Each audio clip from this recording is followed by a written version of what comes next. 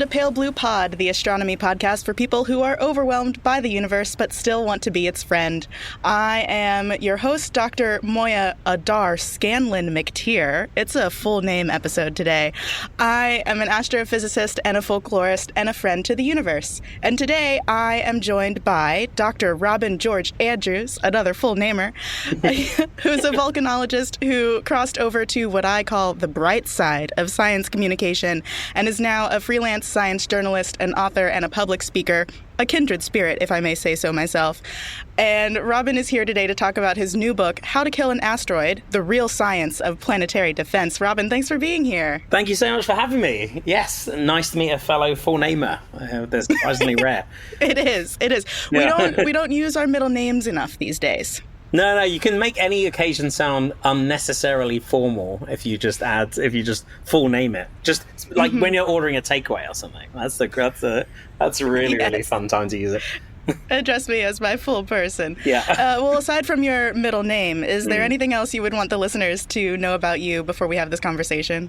I love science, but I feel like I'd be a terrible scientist. I kind of gave it a go for a while, but I'm just super impatient, so I quite like telling stories about science, which does take time, but it means you get to dive in and out of things. So what could be more impatient than exploding mountains and asteroids and comets and stuff? So yeah, just an extremely impatient individual, I think. I get it. Science happens really slowly, and writing and journalism and good communication, they happen slowly too, but you're doing a lot of different stuff, whereas with science, you're doing the science over and over again. It's all relative, isn't it? I just like it's spending like years just trying to do one paper versus like, I can write the story now kind of thing. It doesn't compare for me. But you need both. That's why we're on the bright side. Yeah, right. Well, speaking of bright sides, we're on the bright side of something. Robin, can you tell the listeners where you've brought me to record this episode? We did have to hop into our special transport machine for this one. Yeah. So it may not sound cozy at first. The name is a bit of an unfortunate moniker, but we're in Death Mountain, or we're on the slopes of it. As the name might suggest, it's a volcano. It's got lots of monsters and strange things and almost sentient lava inside, but on the outside it's just full of like nice spas and like lots of geothermal energy and beautiful scenery, so you can see the land of Hyrule from up top, and it's just very cozy and warm, and the weather's always good. Just don't go in the volcano. I think that's the crucial. It's very uncozy. Right. Lava not cozy. No, they have a barricade and a sign. They do. It's lava this way, spa that way. So after the episode, I think we can go and like sit in the sauna or something. Yeah, you just hope that you don't come back and the sign for spa has been crossed out. It just says lava. So, well, I think we're good for the at least duration of this recording. Yeah, we haven't angered any demons or anything. Well, if we do have to fight demons, I think that we'll be okay. I got the extra defense package for the transport machine. Fantastic. Oh, thank goodness, I forgot to bring mine. Yeah, always want us to feel safe, especially since we are talking about something today that I think might be one of the scariest things we've talked about yet on Pale Blue Pod, something that actually does have the potential to impact our lives. Yes, that was an intentional pun, listeners. Today we're talking about Robin's book, How to Kill an Asteroid, and so I figured we should first maybe talk about asteroids and comets and what danger they pose. So could you talk a little bit about how often they even interact with Earth in the first place? So yeah, like you said, there's two kind of things that can generally crash into us. I mean, obviously more things that crash into us in really unlikely circumstances. But we have asteroids and comets. And asteroids hang about between Mars and Jupiter. And just because they're so much closer to us, we're a lot more likely to be hit by them. And even though scientists can't quite work out exactly how often asteroids versus comets hit us, because they can't quite tell the difference in craters and stuff. Asteroids hit us basically all the time. I mean, a shooting star is basically a tiny, tiny asteroid.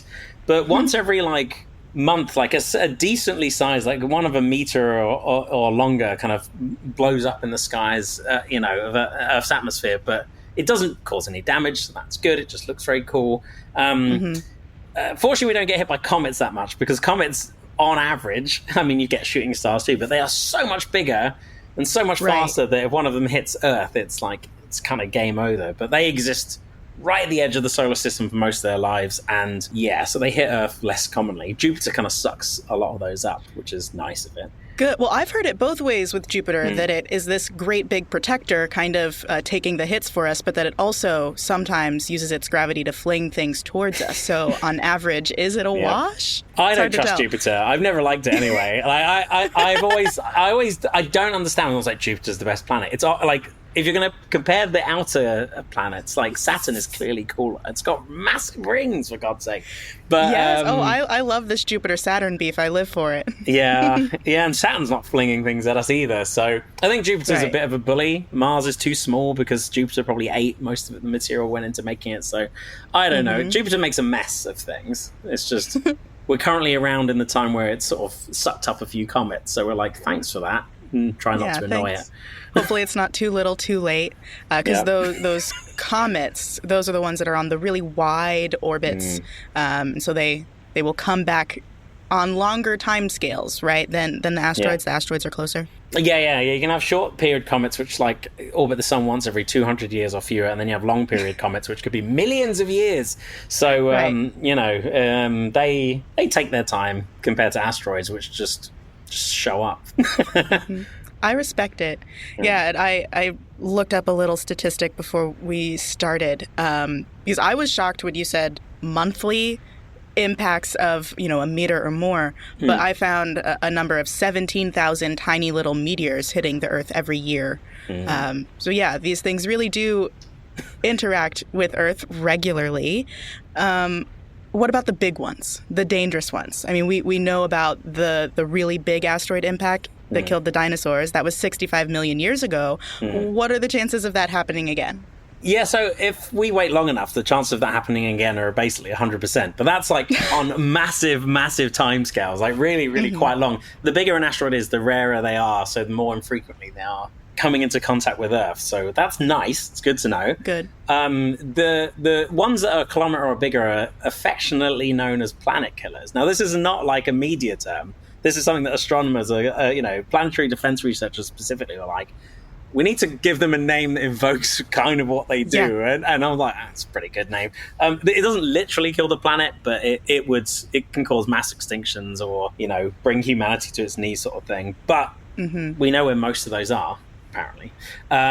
So it's the city killers, which are the ones I worry about. And they're everywhere. And, we're not in danger as we know, but many of these are yet to be found, and they're like football stadium sized things, skyscraper sized things. It doesn't take much to destroy a city, which is unfortunate. I mean, a skyscraper's pretty big. If it's big enough to make the city skyline, then it's also big enough to destroy it. Yeah, it's a good metric. Yeah. Okay. All right. That sounds huge and terrifying. I remember in your book, which I got to read ahead of time because I'm special, you open the book with a scenario of an asteroid impact. Is what you say in the book like the worst case scenario? And how bad can it get? What actually would happen if we got hit? Yeah. So a city killer is more to do with the size of it. It's something that's 140 meters or bigger, but anything even 60 meters would be enough to quite ruin a city. 140 meters is just big enough to annihilate it, kind of thing, carve its heart out. And ideally it lands in the ocean and does little damage. But if it hits a populated area, everyone, you can actually there are calculations online. You can just type in and just check to see if I was a mile away from this, would my ears explode or not? It's kind of incredible. Oh, I bet you spent so much time on that for the book. I did. Yeah, that's the scenario I started. I threw an asteroid, a city killer at Seattle. Nothing against Seattle. It seems very lovely, but it doesn't really get destroyed in movies that much. So I was like, well... Yeah, even the playing field. Yeah, exactly. And a worst case scenario would be a direct hit on a large city, because it would be like the city just disappeared. It would, there'd be bits of it standing, and depending on how it hits and what angle and quite how big it is, it would change. But a worst case scenario would be a direct hit on a city, because it would kill it could kill millions of people in a matter of seconds, sort of thing. So it'd be the worst single disaster in human history. And yet cities are only getting more populous, it's not like they're kind of draining with people. So yeah, that would be very grim. Yeah, and that's just the start of it, right? Because then if I recall from lessons about the avian dinosaur asteroid and also N.K. Jemison's work, which I consider seminal in this field, that there are a lot of other things to consider, any sort of dust clouds that happen. Seattle, I locked onto that as a coastal city. I imagine that there's a huge difference if a coastal city gets hit as opposed to a landlocked one, because then you have, water does weird stuff. Yeah. In physics and in climate, Yeah, it's like if a city is shielded by hills, if it's built on, tougher rock, maybe. But honestly, the main thing is, with asteroids of that size, this circular size, they wouldn't even make you can kind of imagine a big fireball on some sort of mega tsunami type thing, and it wouldn't really be like that at all. Actually, it's more that it would, even an asteroid that size wouldn't make it to the ground in one piece. It would break up in the atmosphere probably, because it's our atmosphere does a great job of slowing things down and heating things up and blowing things up, which is lovely, unless you're an astronaut coming back in. So the damage really is done from just the sheer sort of unleashing of all that kinetic energy of this thing traveling at 40,000 miles an hour coming in. And it's like a non-nuclear weapon explosion, basically, a really bigger than any one that's ever been detonated on Earth sort of thing. So it's really that shockwave from the explosion that does lots of damage. It would turn solid things into I think I compared it to melted candle wax sort of thing, because which is a weird thing to think. But yeah, solid things become fluid. That's not normally what you want to happen. No, that's weird physics. That is physics that best belongs in a problem set, in a homework thing. You don't want to experience that IRL. One of my favorite things to learn about in grad school was fluid dynamics and shock waves, and how waves of pressurized air, or it's medium or whatever, move through different objects. It's so cool, and also terrifying. You did mention that it would be a little nuclear explosion if an asteroid hit, and that ties very nicely into the actual nuclear explosion that we used to hit an asteroid, basically. I am talking about the DART mission. Can you tell the listeners a little bit about it if they're not familiar? Yeah, so the DART mission is just is easily the strangest thing that NASA has ever done, because all of their planetary science missions, or any mission that involves going into space, you want the spacecraft to survive to do science. That's the whole point of it. You want it to last as long as possible. There's documentaries made about rovers on Mars, living way beyond their thing, doing science. The whole point of DART, which is called the Double Asteroid Redirection Test, was to hit this asteroid as hard as it could and die. And that to me was hilarious anyway. That's such a weird inversion of what you normally want. It's like destructive marbles. Right. Yeah. Space billiards, I think they often call it, sort of thing. But it's, normally when you're playing billiards, you don't smash everything into pieces. But that's how you play. Well, that's why I stopped playing. But bad loser. No. So it's called the Double Asteroid Redirection Test because you have a small asteroid called Dimorphos, and by small I mean could wipe out a city. It's harmless, it's not on an Earthbound trajectory. It's just that kind of size, so a perfect target. And it's orbiting a bigger asteroid called Didymos. And what NASA wanted to do was hit the smaller asteroid Dimorphos and change its orbit around the bigger one. So that way you could see it from Earth, a bit like a clock on the wall where you see the second hand going around it. And they wanted to see if they could change the speed of the second hand going around it. And it's basically a dry run for a real emergency. Can you deflect an asteroid by hitting it really hard with the spacecraft? Which sounds really like brute force, and it kind of is. Yeah. But it turns out if you haven't tried it before, you don't know what's going to happen. You don't know if you can do it. So you have to start somewhere. They do say don't knock it till you try it. Yeah. Sometimes you have to knock it to try it. Yeah, that's the one, yeah. Okay, so you talk about the history of planetary defense in the book. Where would you say it starts? How long have we been thinking about planetary defense like this?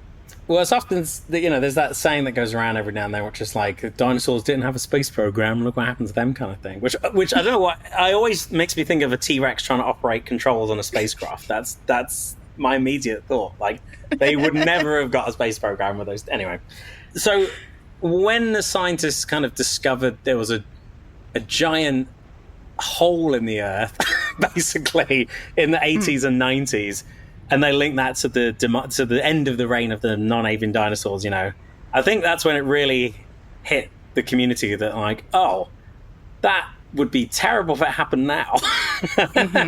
But there was still kind of like not much of an understanding of how often these things happen. And then in the mid-90s, a comet that could have killed everyone on the planet several times over hit Jupiter, and NASA predicted that would happen, and they saw it, they watched it, and it was like front page news.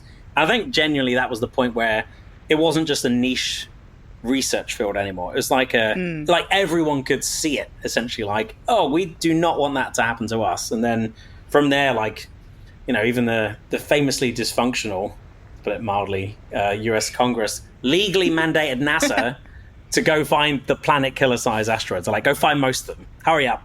Please hurry up. Like make a database of all of the big rocks out there and their positions and where they'll be in the future. Yeah. Are we going to be killed by one of these things or not? There wasn't even an idea of like, can we do anything at that point? It was like, can we just check there isn't something really big coming towards us? Like, can we just check? Right. We at least want to know if we're about to destroy the entire planet. Okay, that makes sense. Seems fair. At that time, were people laughing at it at all? Like, was there ever a moment where people thought this was a silly thing to pay attention to?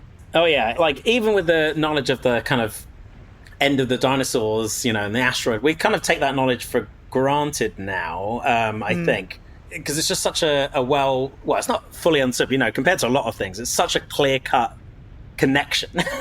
But even then, it was more like, oh, it's paleontology. It's not what's happening now. We don't know what's happening now, kind of thing. You know, it's like that's history the past. never repeats. Yeah. I mean, like, short impacts can happen, but like, why worry about that now when we've got, you know, these other things immediately to worry about, kind of thing. It seems unlikely.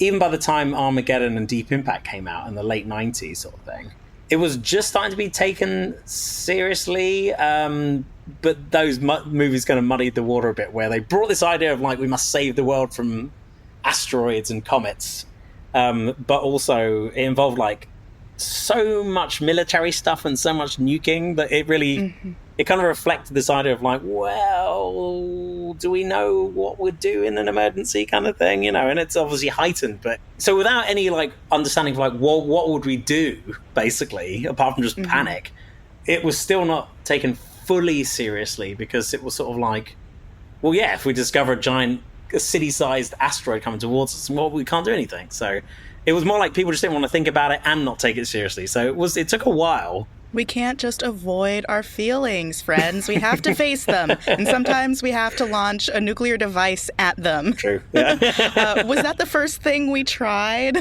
Like, what other ideas did people come up with when thinking about planetary defense methods? Yeah, so there was this idea for quite a while. It turned up in, like, science fiction, and it turned up in, like, even back in the 60s, as this, like, professor at MIT gave this task to his students as a completely not like, oh, we have to worry about this, just as a completely hypothetical, like, physics lesson. So this newly discovered asteroid is coming towards us. How would you stop it, kind of thing? And it turns out that, because it's quite a basic thought in a way, that if you hit it really hard with something, not to destroy it and not to explode something on it, like not to try and destroy it, but to deflect it and knock it out of the way. Like, that idea has been around for ages. It just didn't seem particularly feasible, because, like, these things were super big, and, you know, what technology do we have to do this? And especially back then, like, how would we know it's coming? You know, it's just, it seemed like the heavens were considerably less knowable at that point. So it just seemed like, oh, this is just all thought exercises. So, but punching them really hard has always been an idea, even if it's been sci-fi for quite a while. Okay, so yeah, it is a fairly simple idea. It makes sense that a lot of people would jump to it immediately, but it's not necessarily an easy thing to achieve. Where did the DART mission that ended up happening start? I think I remember 2011. Yeah, 2011. Yeah, so people were just thinking about this for a while, and 2011 was before there was a real urgency to do something, because, like, in 2013, a small asteroid actually blew up over a Russian city, and everyone was like, "Oh shit, okay, we should do something quick." But in 2011, someone at the Johns Hopkins Applied physics laboratory in Maryland was just, I think he was doing yoga or something. He was doing his morning exercises, and he's in charge at the time. Like, I'm actually not sure if it was his job at the time, but one of his jobs, this guy called Andy Cheng, was thinking about like future missions, and John Hopkins Applied Physics Laboratory has got like a good track record of developing missions. You know, they've got the Parker Solar Probe going to the sun and all this stuff, and he suddenly just had this idea where you could do planetary defense for a relatively cheap price tag. And you could just fly a spacecraft into this asteroid to hit it. And because it's this binary asteroid system, it wouldn't be in danger of like getting knocked away and onto a dangerous path to hit Earth. And you could see it from Earth. So a lot of things just like aligned in Andy's head kind of perfectly in one go in 2011. And NASA really loved the idea, because when you go to NASA and go, hey, we've got a really cool idea. It's about practicing saving the entire world. Do you want to give it a go? It would be really silly for them to go like, nah. Yeah, so, it's an offer you can't really refuse. Yeah. Okay, so from the beginning, it wasn't meant to be something that actually redirected an asteroid away from us, because we weren't in danger at the time, right? Yeah. Dimorphos and Didymos aren't in danger. They're near Earth asteroids in that they orbit like relatively close to us. But there's no chance in like the next century or so that, you know, there'll be an impact or anything. So it's just a good way to test it, kind of thing, because you can observe the changes quite well from Earth. You only need one spacecraft as well. You know, it'd be nice with two as originally planned, but you only need one. So it's like a really simple test and a good way to like start. And they figured that if we can show we can do this, that's a pretty good demonstration of like world-saving capabilities. Which we love here. We love here on the world. Yes. Yeah, we love it. Yeah. And it was important that it was a binary pair, that it was a binary asteroid, because then you can study the effects on one of them, on the one you didn't hit, to determine how successful you were, which is very smart. They were like creating their own control test, which is hard to do in space. Yeah, right. It's quite lovely that space, like, it just offered up this, like, because binary asteroids aren't even that rare. I think like 16% of asteroids are binaries. It was just like the near Earth asteroid, it's the right size. It's oriented in such a way that you can, like, you know, when you change the orbit, you will see the light reflecting off it differently. It just is like a perfect experiment kind of thing. So that's very nice of it. Love it. A chef's kiss. And did it do well? It did so well. Like, it was so. We do want to underscore actually how difficult this kind of thing is, because this asteroid is like 160 meters or something like that, which sounds big to us humans because that's big. But these things are moving through space at like tens of thousands of miles an hour. And the spacecraft was quite small, and they had to design it so it would autonomously fly itself into the asteroid. And there was always a worry that the asteroid was just moving too fast, or it was too small, it would look weird, that they couldn't see it. Like, no one has ever tried to intentionally fly a spacecraft into something. You know, we've actually impacted a comet before intentionally by basically shooting at it, but no one's like flown a spacecraft. The Deep Impact mission, Comet Temple 1, they basically fired a copper. It's kind of like a smart projectile at this comet to try and blast it open to just see what a comet looked like on the inside, kind of thing. So, and they did that well. It was great. And even at the time then, they were like, oh, this is kind of planetary defense here. And NASA said, do not call it a planetary defense mission. I think because people would get the wrong idea. Like, are we in danger? What's going on? So they so they were like, don't use that term. It's a science mission. So NASA's got a good practice with like firing things in space, weirdly. But this was really hard. I think someone said it's like throwing a dart from like JFK and hitting a bullseye you can't see in Dallas or something like that. You know, so it's quite difficult. But the spacecraft hit exactly when it was supposed to, hit it basically dead on in the center. And not only did it change the orbit of Dimorphos, it changed it like 25 times above the like minimum threshold. So it really, it seemed to hit it way harder than they thought it was going to. Or at least the asteroid reacted way more severely, which is great, because it means if you want to deflect an asteroid, you basically don't need some gigantic spacecraft, you know, in this way. You actually can use something, it's the size of a van, I think. So it's pretty good. Relatively small for something to push away a planet killer, Yeah, it's the first time we've intentionally rearranged the cosmos, which I think is pretty cool.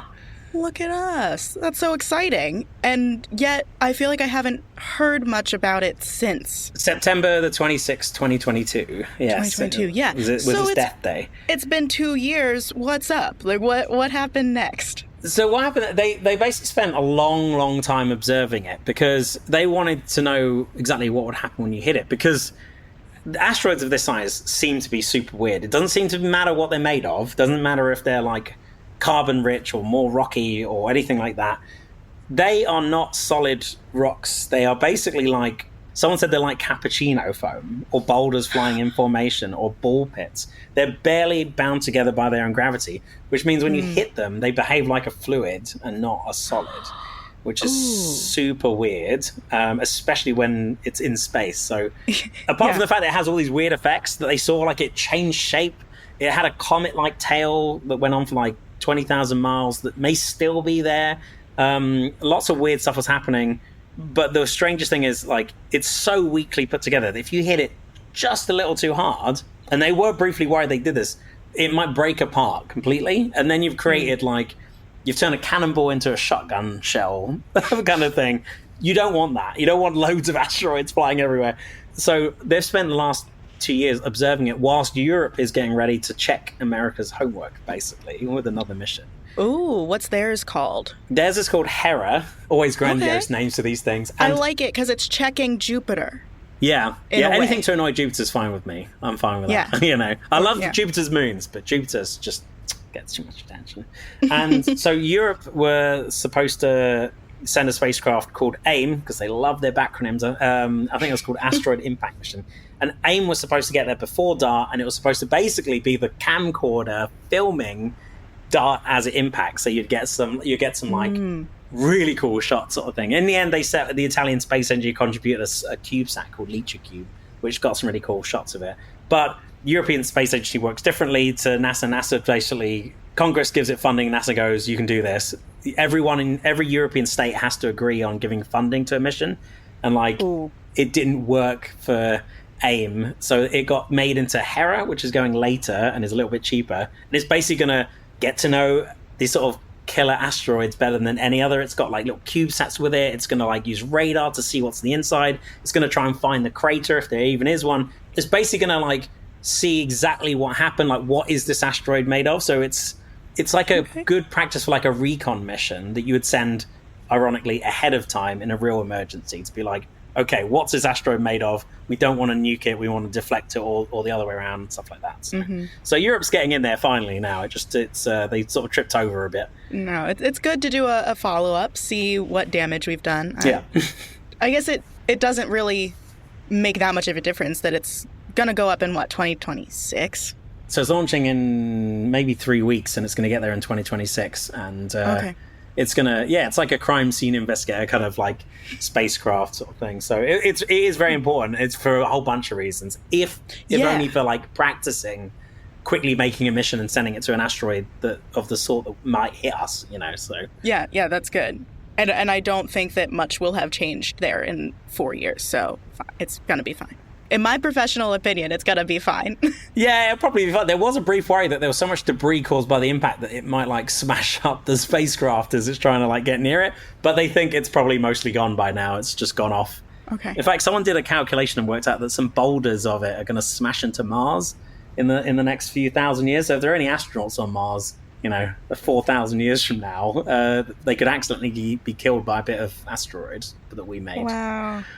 Well, we have the evidence now. They can make their claim in court. That's true. Like insurance claim afterwards. That's true, yeah. I would hate to see what the legal court system is like in a few thousand years. Oh, yeah, I don't want to think about that. No.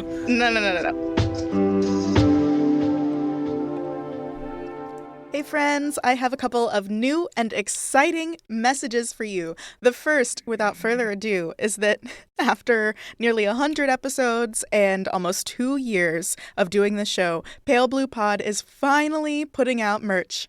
We are currently selling 2 items. Each bears a quote that commemorates an iconic Corinne moment. We're selling a crew neck sweatshirt that says, "Eat the sun." It has a big sun on it with a chomp taken out. And we're selling a t-shirt that says "The moon is for the people." both very in line with what we believe here at Pale Blue Pod, and we're putting them out just in time for cozy sweater weather season. That way you can get warm and comfortable in your Pale Blue Pod sweatshirt while you hunker down to listen to whatever latest cozy episode we have released. You can get the sweatshirt and t-shirt at the link in this episode's show notes or at our website, palebluepod.com. We're selling them with DFTBA, and I can't wait to wear mine out in public. I can't wait to see some of you wearing your Pale Blue Pod merch, so check it out. It took me a really long time to put out Pale Blue Pod merch because I wanted it to be perfect, but nothing can be perfect. This is pretty dang good. So check out our merch at the link in the show notes. Okay, I have another exciting piece of news. Pale Blue Pod has been selected as a finalist for the Signal Awards in Podcasting in the science category. And I woke up to a message from Amanda at Multitude telling me this, and I got so excited. And friends, it would mean the whole universe to me if you helped us out by voting for Pale Blue Pod at the link in this show's notes, because we are a finalist, but not a winner yet. To be a winner, we need your help. And we're up against some pretty big shows from big networks and organizations like Nature, the people who put out those journals, and the Vox Media Network. So help an indie creator out and vote for Pale Blue Pod for the Signal Awards in Science. Voting is open until October 17th, but don't wait. Let Signal know how much you love Pale Blue Pod now. The voting link is in the show notes, so check it out, and please let Signal know how much you love us. Okay, now I have a recommendation for you. It's a podcast in the Multitude Collective, and it's called Wow If True. This is your one-stop internet culture shop, explaining what's happening online and how it shapes the real world. And they are the internet experts and real-life besties to unravel it all. We're talking about the hosts, who are tech culture journalist Amanda Silberling and science fiction author / attorney Isabel J. Kim, Esquire. More importantly, they're the only podcast that will mention Neopets and horizontal mergers in the same episode. If you're wondering what kinds of burning questions they address, it's things like, who is Bigalus Dickalus? I don't know. I would love to know who that is. Why are Silicon Valley bros biohacking their mouths? Or why are YouTubers locking people in grocery stores? That sounds concerning. We should check on that. But they answer all of these questions and more. So check out Wow If True wherever on the internet you find your podcasts. New episodes come out every other Wednesday. Okay, before we get back to this episode, I want to thank all of our patrons who support the show every single month, with a huge special thank you to our sun-like stars, Scott Reynolds, Augustin, and Tom T. You're amazing, you're golden, we love you so much. And, of course, thank you to our latest pre-main sequence star, Heidi. You are joining an amazing group of people who support our show every single month, and I hope you enjoy your deuterium fusion in your core, Heidi. Remember, you can hear your name on the show, you can make your mark on our patron star chart, and you can get research notes for every single episode, all by joining this group of amazing people and supporting us on Patreon for about $1 per episode. We also offer an annual membership, so if you sign up for a whole year's worth of support up front, you end up getting a 13% discount across the entire year, so you win and we win because we know we're getting a year's worth of support. You can find our star chart and our Patreon info and more at our website, palebluepod.com, or if you already know you want to support us financially, you can head straight to the source at patreon.com/palebluepod. Of course, if you can't support us financially, that's totally fine. We love you and you are very much still space. There are other ways that you can support us and help the show grow, like rating and reviewing us on whatever podcast app you use, and by sharing a link to a specific episode of the show with someone you know in real life. Word of mouth is the best, easiest way to help a show grow, and we would really appreciate it if you could help us do that. All right. That was enough messages. I've been talking in your ears for a while. Let's get back to this conversation with Robin. So, now that you've done this whole big project and you've lived with the idea of asteroids and their impact for a long time, do you still think, did you ever think asteroids were scary? And has your opinion changed? Like the fear I had when I first learned about sort of vague probabilities of things, hitting us sort of thing. I mean, again, day to day, it's not that scary, but an asteroid capable of not vaporizing, but kind of really wrecking a city hits the Earth once every like 1,000 years. So, you know, if you live to 100, you know, your chances aren't that small that it could be that lifetime that happens. Sort of thing. So that unnerves me. But knowing that stuff is being done about it, even if it was a little late, it's still being done. It's still relatively proactive, and it's becoming quite an international endeavor because no one is against planetary defense. Like, everyone loses. If you know, it's such a clear-cut thing, and the solutions are like relatively simple. You have to just find them, work out where they're going, and then make sure they're not coming towards it. Like, that gives me like genuine, like concrete optimism kind of thing. So they're less scary. It's kind of exciting, scary almost in a way, because space agencies have finally been given the chance to do something. I'm much more terrified at things that we know, like disasters we know are going to happen, and you can barely do anything about them, just mitigate a bit, like massive earthquakes or like tsunamis. Volcanoes have a lot more good than bad, so I'm okay with those mostly. But stuff like big earthquakes really weird me out, because it just feels like you know exactly where they're going to happen, but you don't know when. You just know it's going to be really bad. That really unnerves me. Like that really genuinely kind of frightens me. So compared to that, asteroids are they're more fascinating and weird things in space than they are like terrifying kind of thing. Because as far as we know right now, none of them are going to hit us, sort of thing. That's why it's important to check. Yeah. And we are constantly checking. There are people around the world who monitor the stuff near us and are looking for things further out. So we will know in plenty of time, listeners. And do you feel confident, Robin, that we would be able to assemble, you know, a new mission if we discovered an asteroid soon that was coming towards us? Yeah, I mean, as long as there's like a good few years, I think. But like, if we had like 6 months, that would be tricky, even though people would try. I think my main fear, because they war game this out, like there's a chapter in the book where the US government does it, but also like other countries do it. They war game out what would happen if an asteroid was discovered coming towards Earth on different timescales. Sometimes it's 6 months, sometimes it's like 20 years. And the thing that always comes up that really messes with things is unilateral action by the individual states who feel like they can do it better than another state kind of thing, and like political paranoia, like a too many cooks situation. Except what these cooks have nuclear weapons and like giant armies and stuff, so you know it's like that pepper is too spicy, way too spicy. I mean, imagine if like in the impact zone area where it could hit, imagine if it was like the border between Russia and Ukraine or something. Like, what would the world do in that situation? Like, that's such a mess. I think the scary stuff comes mainly from the Earth-based stuff rather than our capability of dealing with it, because there's too much mistrust, too much, and we could get unlucky. We could not see one coming, but people are getting better at spotting these things year on year.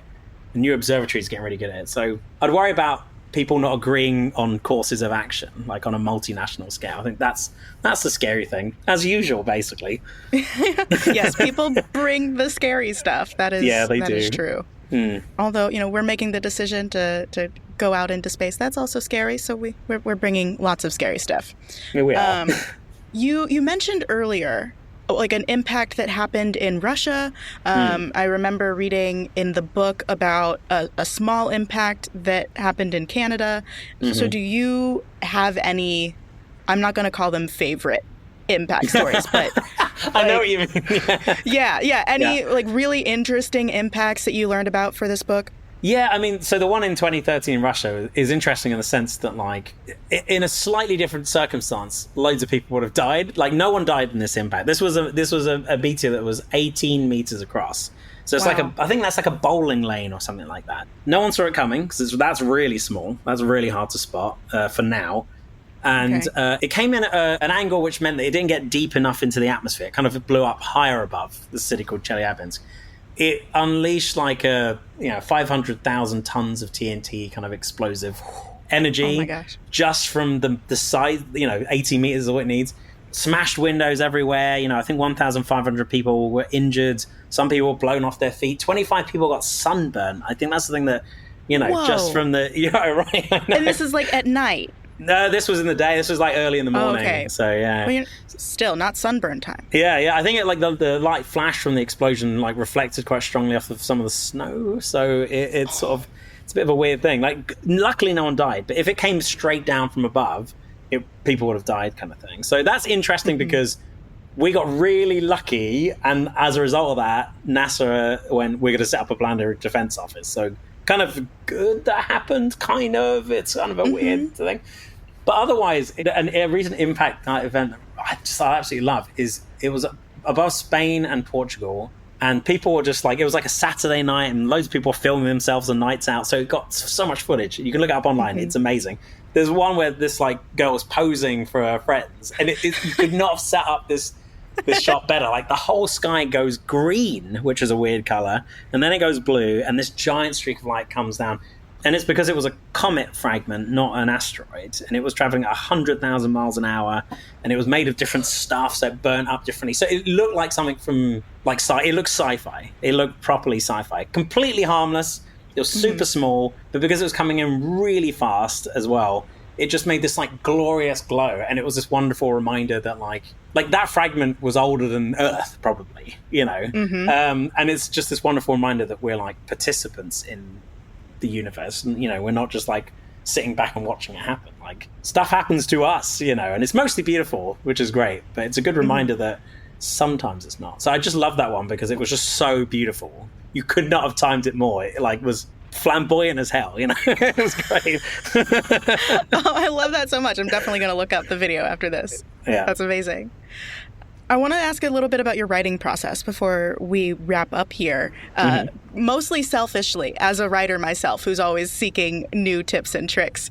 So what was your research process like for this book? So I first came across, I didn't even hear about the DART mission until it launched. And I wrote like this sort of curtain raiser thing for Scientific American, and I was surprised. So I was like, hold on, NASA's launching a mission that's practicing like saving the world from asteroids. Why is it not getting more press? And I think the people, not the people working on the mission, but the people at NASA who did PR were surprised at how much interest there was in this mission. Which really? Yes, very really, very strange. I don't understand why. They were very lovely, but I remember them feeling like, oh my God, we're so overwhelmed with how much attention this is getting. Especially when it was like towards the impact.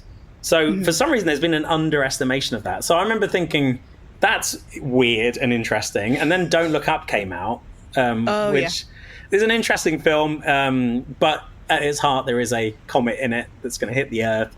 And it kind of brought this idea of impacts, even if that's not really what it was about, but to like everyone's minds again. And it was coincidentally timed with the start. And I remember just thinking, if I don't pitch this book, I'm going to hate myself. I will hate myself if I don't pitch it. Yes. And then it was just like, who are the people that are in charge of all this stuff? And I just looked for like quotes online for like what, you know, scientists have been saying some weird stuff, and I found a lot of the people who are the engineers of the spacecraft seem so off kilter in the best way. They did not talk about the seriousness of this mission that much. They were like, oh yeah, you know, this could save billions of lives one day, but I love smashing things into other things, and I love Star Wars when I was a kid. And I was just like, what? So I remember just thinking, I'm not going to write this book. It'll be 10% serious. 90% of it will be, this is what happens when you give people that grew up watching Star Wars and Star Trek like a spacecraft and go do science with it. And it's just, so I just had this idea of like, I want to have that same feeling when I went to see Star Wars as a kid, basically that kind of exhilarating thing, because that's how they feel doing it.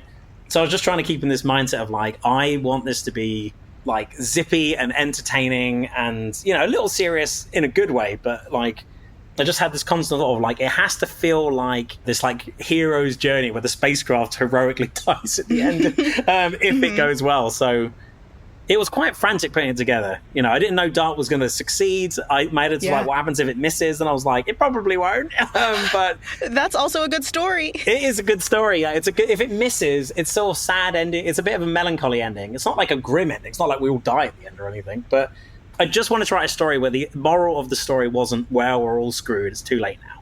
Which I understand that's an important message for certain subjects. I just wanted it to have like genuine optimism. So I just kept thinking optimistic Star Wars, like and just channeling the energy of everyone who was giving me that sort of thing. So it was quite a chaotic thing. Like reporting was chaotic. You know, I didn't really know how it was going to look until all the reporting was done. I just knew that it would start with, I was going to destroy a city, because lol, that's fun, supervillains, and it would end with another version in which, you know, that city or any city is not destroyed because of the legacy left by the thing. Everything else in between, it depended on what would happen. So it was quite, I don't know. I'm just glad it worked out. Yes, I'm also glad it worked out for the world and for you and your book. And I'd say you nailed it with the tone. Like, even from the opening page with your scenario, it's an asteroid impact that, hypothetically kills a lot of people, but it's still kind of cheekily written, and it's fun. And I love that the tone was inspired by the research you did and meeting these people who were involved. That's good writing. Look at you. Yeah, thank you. That's very kind. It's true to life. It really is. It's not like these people are some of the most joyous scientists and engineers I've ever met, and it would be ridiculous to be like, but this is very serious. It's like, yeah, for 10% it's serious, but the rest is just them like, what got you into this? Oh, I used to put firecrackers in cars in the forest. Okay. It sounds like so many scientists and engineers I know. So at least it's authentic. It's authentic, yeah. And speaking of authenticity, I know that a big part of the writing process is beautiful and lovely. And as writers, we're so proud to do it. But I also know that there are parts of it that suck.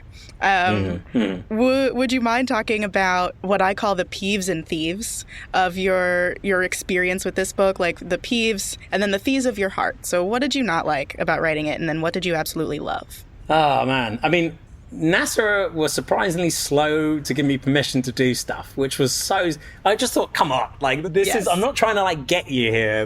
I just want to turn up at I just want to be there. Like, why is this thing? And as someone who does not live in America, it's quite in it.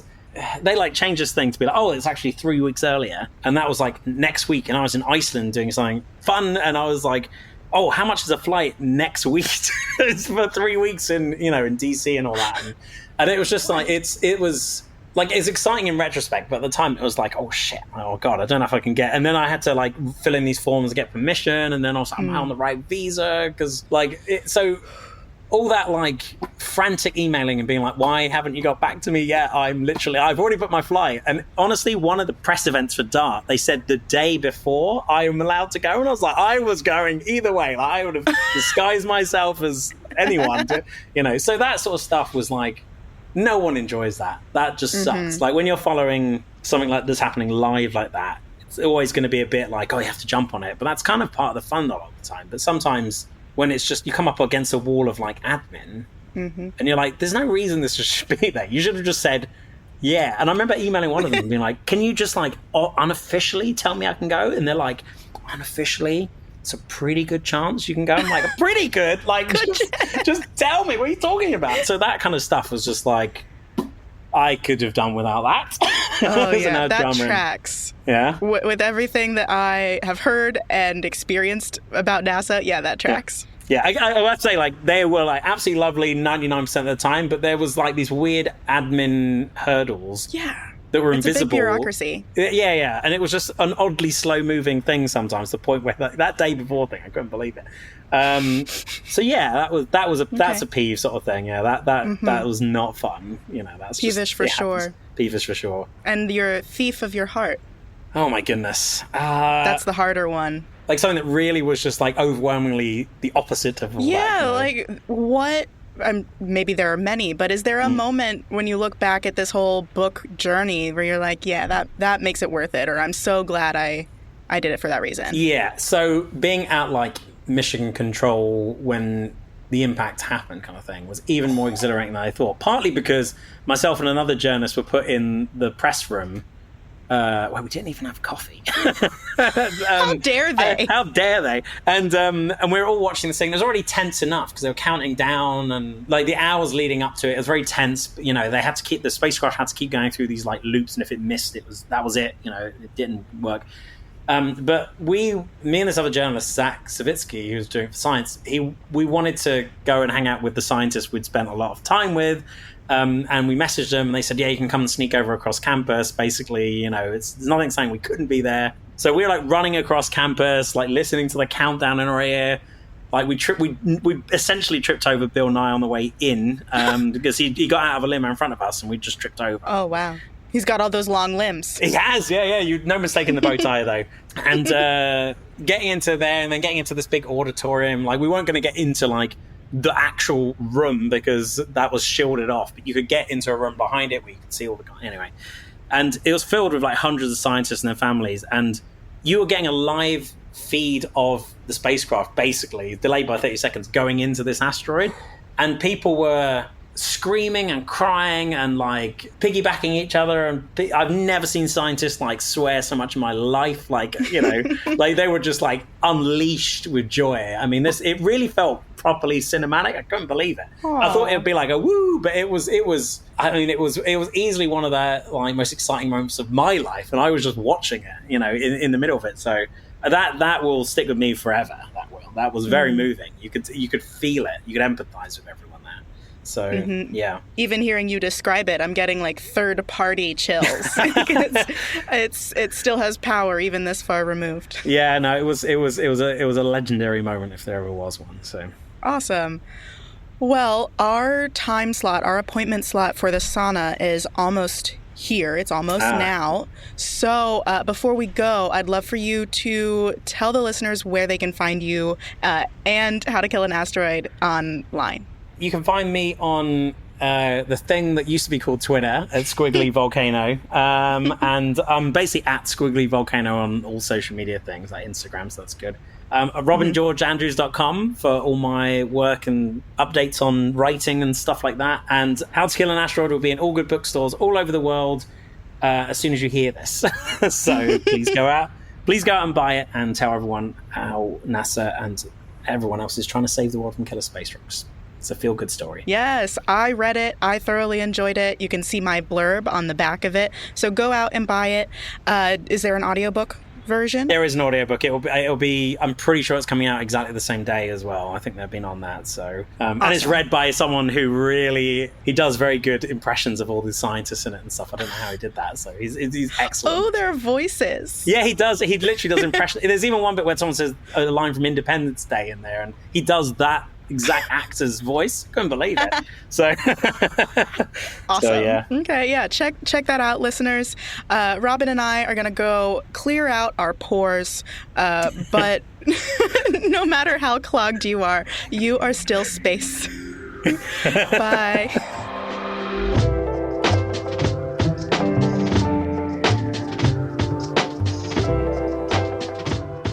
Pale Blue Pod was created by Moiya McTier and Corinne Caputo with help from the Multitude Productions team. Our theme music is by Evan Johnston, and our cover art is by Shay McMullen. Our audio editing is handled by the incomparable Misha Stanton. Stay in touch with us and the universe by following @PaleBluePod on Twitter and Instagram, or check out our website, palebluepod.com.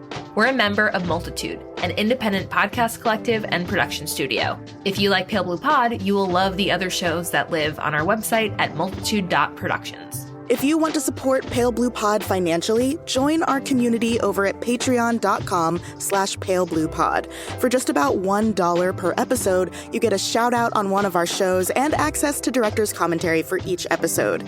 The very best way, though, to help Pale Blue Pod grow is to share it with your friends. So send this link to one person who you think will like it, and we will appreciate you for forever. Thanks for listening to Pale Blue Pod. You'll hear us again next week. Bye.